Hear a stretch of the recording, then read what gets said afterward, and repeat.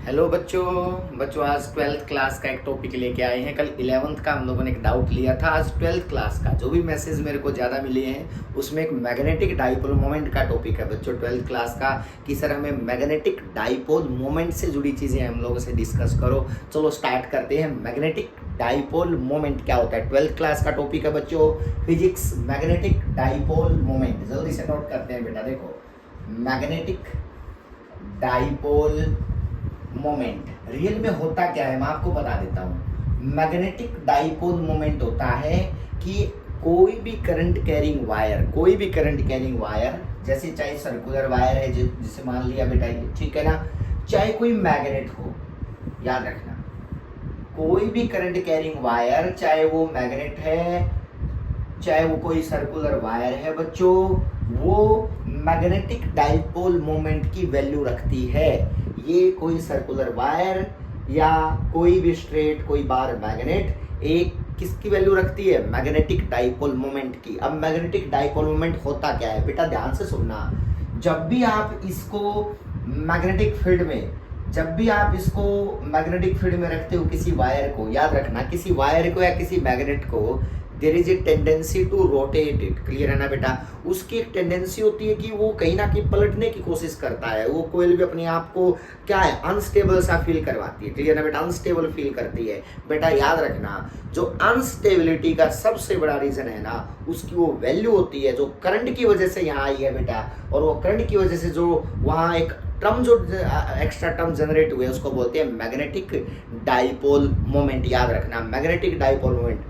और जब ये करंट नहीं था, तो याद रखना, कोई भी कॉइल में करंट नहीं था, तब इसके ऊपर कितना भी मैग्नेटिक फील्ड लगा देते, ये कहीं भी अनस्टेबल नहीं होती। लेकिन जैसे ही मैंने इसको करंट दिया, तब इसके ऊपर फील्ड लगाया ना, तो क्या है बोलो, इसकी रोटेट करने की टेंडेंसी बढ़ गई, इसकी कहीं ना कहीं मूवमेंट बढ़ गई इधर उधर। तो हम कहते हैं सर ओनली एंड ओनली इस करंट की वजह से वो कोई टर्म आई है यहाँ पे, उस टर्म को हमने बोल दिया मैग्नेटिक डाइपोल मोमेंट। याद रखना। और मैग्नेटिक डाइपोल मोमेंट के अंदर बड़ी इंपॉर्टेंट चीजें ये हैं कि भाई जब ये मैग्नेटिक डाइपोल मोमेंट की वैल्यू निकाली ना, तो उसमें करंट का भी रिलेशन आया बच्चों। याद रखना, कोई भी मैग्नेट के कोई भी करंट कैरिंग वायर जिसमें आई करंट है और जिसकी रेडियस आर है बच्चों, और उसको हमने देखा तो उसके अंदर मैग्नेटिक डाइपोल मोमेंट में किसकी वैल्यू आई? करंट की वैल्यू भी आएगी। करंट है, करंट नहीं है तो हमने बोला कि मैग्नेटिक डाइपोल मोमेंट नहीं है यहाँ पे। क्लियर है? तो इसका मतलब जो करंट है ना, कैसे निकाला मैग्नेटिक डाइपोल मोमेंट? जो करंट है और जो ये एरिया है इसका, इसको मल्टीप्लाई, यानी कि अगर मैं कहूँ मैग्नेटिक डाइपोल मोमेंट जो होता है ना, वो m से डिनोट करते हैं। ये होता है I इंटू ए। याद रखना, I मल्टीप्लाई ए। याद रखना बेटा, ए क्या है? जितना एरिया है। ये माना गया कि अगर बड़ी वायर है ना, कोई सर्कुलर बड़ी वायर है, सुनना, ये बड़ी वायर कहीं ना कहीं ज्यादा अनस्टेबल होने की कोशिश करती है। सर्कुलर वायर जल्दी अनस्टेबल होने की कोशिश करती है क्योंकि वायर बड़ी है ये। तो इसका मतलब इसकी अनस्टेबिलिटी ज्यादा होगी, इसकी अनस्टेबिलिटी थोड़ी कम होगी क्योंकि इसका एरिया बड़ा है। एरिया बड़ा है तो हम ये कहेंगे इसका मैग्नेटिक डाइपोल मोमेंट की वैल्यू भी ज्यादा है, तो हम कहेंगे सर ये कहीं ना कहीं अनस्टेबल ज्यादा होगी। तो एक बात समझ लो, करंट और एरिया का आपस में मल्टीप्लीकेशन, ये आपको वो टर्म देता है जिसका नाम है मैग्नेटिक डाइपोल मोमेंट। याद रखना। तो एग्री करते हो ना? और इसकी it is a vector quantity, ये एक वेक्टर क्वांटिटी होती है। It is a vector quantity.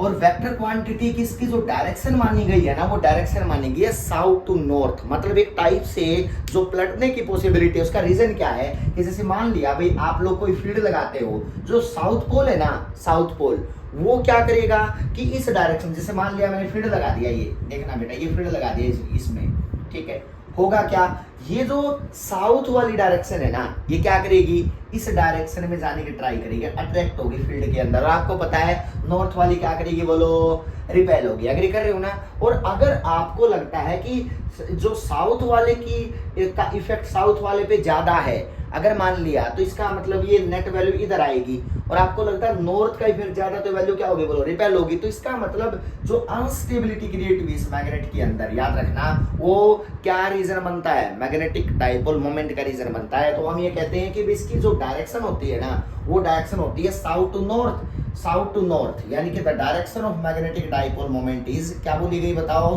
The direction of magnetic dipole moment is from, magnetic dipole moment is from, कहां से कहां तक बच्चों बताओ, फ्रॉम साउथ टू नॉर्थ, याद रखना। और कहोगे सर इसका साउथ तो है नहीं, सर्कुलर का है ना, मतलब इसका साउथ ये रहा बेटा, ये देखो ये नॉर्थ पोल बन गया सामने वाला, देखो ये नॉर्थ बन गया। अब मुझे बताओ ये नॉर्थ पोल है तो इसका मतलब अंदर वाला क्या है, साउथ है ना, तो इसकी मैग्नेटिक डाइपोल मोमेंट बाहर आएगा, याद रखना। अंदर वाला साउथ, बाहर वाला नॉर्थ, तो साउथ टू नॉर्थ किधर होगी इसकी मैग्नेटिक डाइपोल मोमेंट की डायरेक्शन, बोलो आउटवर्ड, याद रखना आउटवर्ड। अगर आप लोगों को लगता है सर इसकी क्या होगी, जिसमें ऐसे करंट जा रहा है तो अगर इसकी डायरेक्शन चेंज कर दी तो अगर ये ऐसे बन गया तो इसकी जो डायरेक्शन होगी, देखो ये बन जाता है सामने वाला साउथ, तो ये साउथ बन गया बेटा। और साउथ के अंदर आपको पता है कि ये सामने वाला साउथ, तो पीछे वाला क्या होगा, नॉर्थ, इसके बैक साइड वाला, तो इसका मतलब इसकी डायरेक्शन क्या जाएगी, बोलो इनवर्ड। तो मैग्नेटिक डाइपोल मोमेंट की जो डायरेक्शन आएगी वो आएगी इनवर्ड, याद रखना।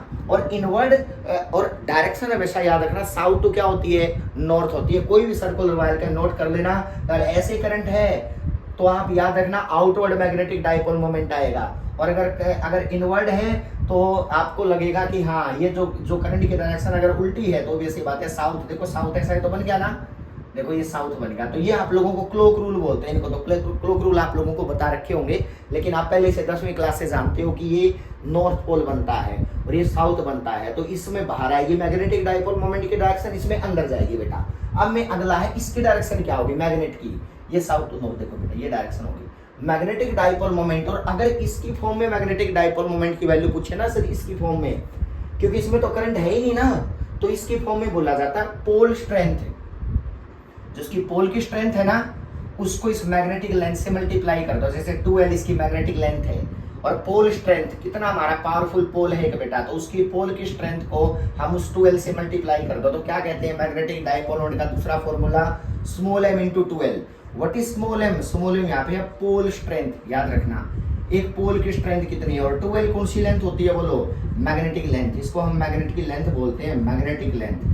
तो ये मैग्नेटिक डाइपोल मोमेंट का दूसरा फॉर्मूला है बच्चों। ये दो फॉर्मूला आप लोगों ने याद रखने हैं, करंट कैरिंग सर्कुलर वायर हो चाहे कोई मैग्नेट हो, मैग्नेटिक डाइपोल मोमेंट की वैल्यू आएगी ही आएगी, क्योंकि वो अनस्टेबिलिटी क्रिएट होती है फील्ड के अंदर, चाहे वो मैग्नेट को रख दो चाहे कोई सर्कुलर वायर को रख दो, तो अनस्टेबिलिटी जितनी ज्यादा होगी समझो उसी टर्म का मैग्नेटिक डाइपोल मोमेंट भी ज्यादा आएगा। एग्री करते हो ना।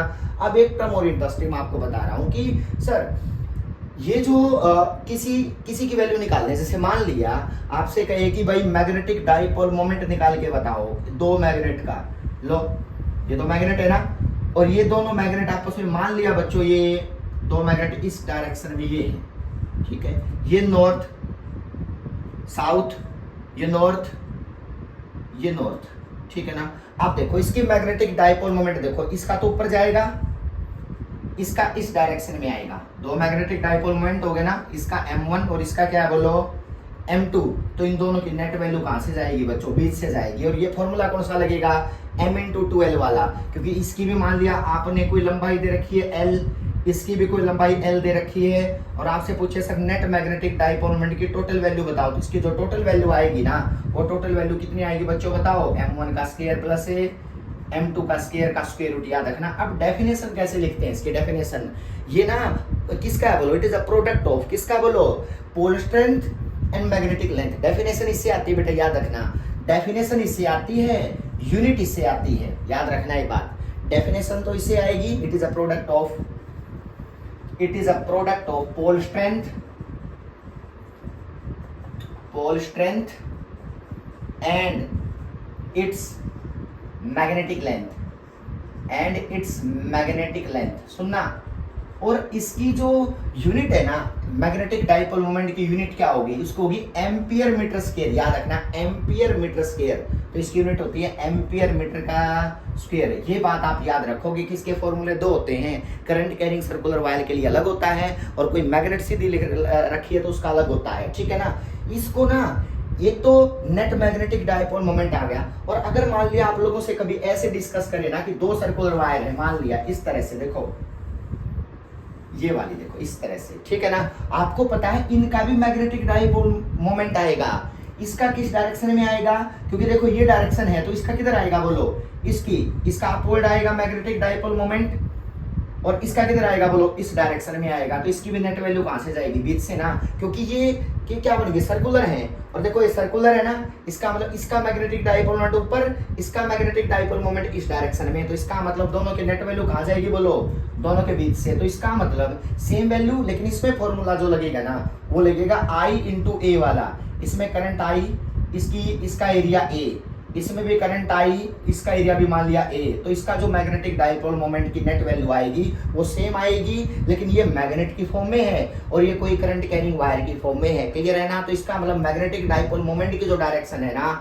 वो क्या होगा बोलो, उसकी डायरेक्शन के लिए, उसके डायरेक्शन के लिए आपको देखो इसकी आउटवर्ड आई थी ना, आउटवर्ड बेटा देखो outward, right and thumb rule से बता सकते हो आप आउटवर्ड। इसकी किधर गई बोलो, मैग्नेटिक डाइपोल मोमेंट इनवर्ड, तो इसका मतलब इसकी अपवर्ड और इसकी इस डायरेक्शन में, तो नेट वैल्यू कहां से गई बोलो, बीच से गई ना, तो कितनी वैल्यू गई, सेम। अगर एक की m1 है दूसरे की क्या बोलो m2, तो m टोटल कितना लिखोगे, m1 का स्क्वायर प्लस m2 का स्क्वायर का क्या होगा बोलो, स्क्वायर रूट। तो कहीं ना कहीं आपको मैग्नेटिक डाइपोल मोमेंट की नेट वैल्यू पूछ सकता है जब दो मैग्नेट या दो सर्कुलर कॉइल आपस में कहीं ना कहीं किसी एंगल पे जुड़ी होती है। तो फॉर्मूला रियल रिजल्टेंट वेक्टर होता है, आपने पढ़ रखा है, कर लोगे ना।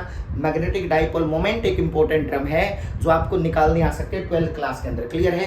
नेक्स्ट लेक्चर में हम लोग इसके एक इलेक्ट्रॉन की मैग्नेटिक डाइपोल मोमेंट निकालेंगे कि इलेक्ट्रॉन रिवॉल्व कर रहा है किसी ऑर्बिट में, तो बताओ what is the magnetic dipole moment, क्योंकि इलेक्ट्रॉन अगर चक्कर लगाएगा तो उसकी भी मैग्नेटिक डाइपोल मोमेंट तो आएगी ना, उसकी वैल्यू हम निकालेंगे नेक्स्ट लेक्चर के अंदर। क्लियर है ना? चलो देख लो, कोई डाउट है तो बता सकते हो। बाय बच्चों, take care, subscribe my channel, thank you.